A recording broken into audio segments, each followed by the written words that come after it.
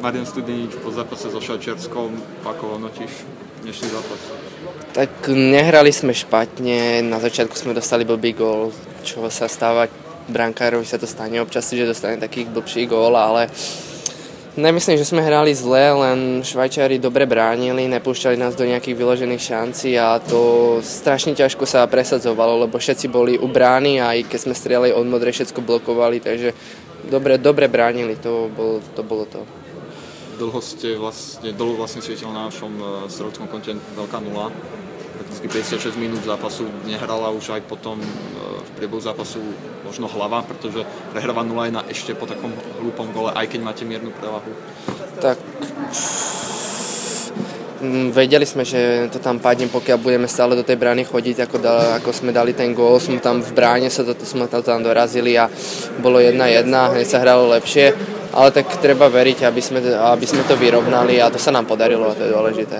Dobíjanie brány je dosť fyzicky náročné, nechybali aj potom možno už sily v tej tretej tretine, pretože spočiatku ako keby ste sa tam trápili, ako keby ste boli jasné, že nebolo toľko síl ako na začiatku, je to dosť náročné, tak to sa do tej brány tlačí, keď tam sú tie všetci hráči, ale to dosť dokáže vyčerpať.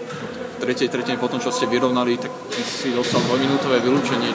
Aké myšlienky ti vtedy prebiehali v hlave? No, to ani nemôžem povedať, aké myšlienky, ale nemal som pocit, že by to bol nejaký závažný faul, po ktorom by sa malo vylúčovať, ale pán rozhodca je o to, aby to pískal a odpískal.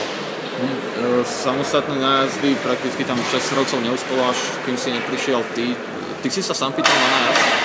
Tak ja by som išiel, aj by som sa spýtal, a tréner ma hneď zvolil, tak ja som si veril, že ho dám, lebo tento nájazd som odkúkal od Pavla Brendla v Skalici, on stále dáva tieto góly, takže tento nájazd som od neho tak odkúkal. To si hneď si videl vlastne, ako si išiel na lože, ako bude zakončovať? Hej, ja som už na rozcvičke som si to skúšal, teraz si to skúšam stále a vyšlo mi to. S 5 bodmi na turnaji ste aj blízko turnajového prvenstva. Uvažujete aj nad tým, alebo fakt sa skôr snažíte sústrediť na každý jeden zápas, na to, že v podstate je to ešte príprava pred majstrovstvami sveta? Každý zápas chceme zahrať čo najlepšie, predsa už to je posledný turnaj pred majstrovstvami, tak nech tréner vie, na čom sme, aj treba, tento zápas bol dobrý na psychiku, lebo sme dlho prehrávali 0-1 a to ukázalo, ako sme na tom psychicky a tieto zápasy sú dosť dôležité a treba ich odehrať čo najlepšie.